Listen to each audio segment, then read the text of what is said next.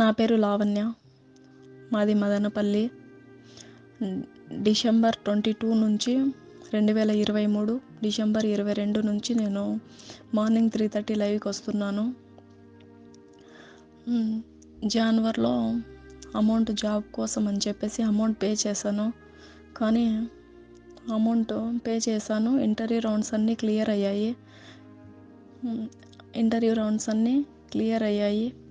కానీ job offer letter మాకు ఇంకా ఇవ్వలేదు. జాబ్ ఆఫర్ లెటర్ ఇవ్వలేదని చెప్పేసి ఇంకా డిలే చేస్తున్నారు. డిలే చేస్తుంటే నేను నా అమౌంట్ రిటర్న్ అడిగాను. అమౌంట్ రిటర్న్ అడిగితే ఫస్ట్ ఇవ్వము అని చెప్పేశారు. ఎవరికి చెప్పుకుంటావో చెప్పుకోండి, నేనైతే ఇవ్వను అని చెప్పేసి సార్ వాళ్ళు చెప్పేశారు. అయితే సరే ఓకే, ఒకవేళ ఇవ్వకపోయినా కూడా నేను జీసస్ని ప్రేయర్ చేస్తూ వచ్చాను. ఇది ఒకవేళ నిజమైతే నాకు జాబ్ వస్తుంది, లేకపోతే నా అమౌంట్ నాకు రిటర్న్ ఇచ్చేలా చేయి దేవా, యేసయ్యా స్తోత్రం అని చెప్పేసి ప్రేయర్ చేశాను. మార్నింగ్ 3:30 టైంలో ఇది ప్రేయర్ చేశాను. కామెంట్ బాక్స్లో ఇలా పెట్టాను అనమాట, ఒకవేళ అది ఫేక్ అయితే నా అమౌంట్ నాకు రిటర్న్ రావాలి దేవా జీసస్ అని చెప్పేసి. అలా పెట్టిన తర్వాత 18 మందిలో నాకు అమౌంట్ రిటర్న్ ఇచ్చారు. నా తర్వాత ఇంకా 2కి ఇచ్చారు. మొత్తం మాకి 3కి మాత్రమే అమౌంట్ రిటర్న్ అనేది ఇచ్చినారనమాట. మిగతా వాళ్ళకి ఇప్పటి వరకు అమౌంట్ అనేది రిటర్న్ ఇవ్వలేదు. తర్వాత కొంతమంది 18 మందిలో కొంతమంది ఇంకా అలానే కంటిన్యూ అయ్యారు. వాళ్ళకి ఫేక్ జాబ్ ఆఫర్ లెటర్స్ అనేది క్రియేట్ చేశారు. అంటే ఆఫర్ లెటరు ఫేక్ లాగా కాకుండా, అంటే June 6లో జాయిన్ అయ్యేటట్టుగా క్రియేట్ చేశారనమాట.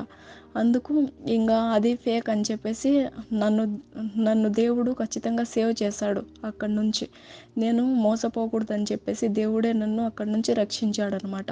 ఇది దేవుడు ఉన్నాడు అని చెప్పడానికి నిదర్శనం ఈ సాక్ష్యం. నేను 17,000 కట్టినాను. అందులో నాకు 16,000 రూపీస్ అనేది నాకు వచ్చేసాయి. 16,000 అమౌంట్ నాకు ఫస్ట్ రోజు ఇవ్వమన్నారు, కానీ మళ్ళీ నెక్స్ట్ తర్వాత ఇచ్చేశారనమాట. అంటే నేను అడిగిన ప్రేయర్ చేసిన తర్వాత ఇచ్చేశారు. దేవుడు నా పట్ల చాలా అద్భుత కార్యం చేసినాడు. దేవా యేసయ్య స్తోత్రం తండ్రి, నీకై పాదాభివందనాలు తండ్రి, నీకై పాదాభివందనాలు తండ్రి. యేసయ్య స్తోత్రం. Thank you Jesus, thank you Jesus, thank you God. నా పట్ల నువ్వు చాలా కృతజ్ఞత కలిగి ఉన్నావు దేవా. యేసయ్య స్తోత్రం, యేసయ్య స్తోత్రం. అలాగే ఇంకోటి, నేను డిఎస్సి కానీ ప్రిపేర్ అవుతున్నాను. బీఈడి పోస్టులకి ఎస్జిటి వాళ్ళకి ఎలిజిబిలిటీ ఇచ్చేసినారు.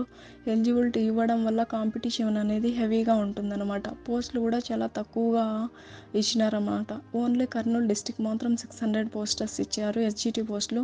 మిగతా డిస్టిక్స్ అన్నీ తక్కువగానే 100స్లో అలా ఇచ్చారనమాట.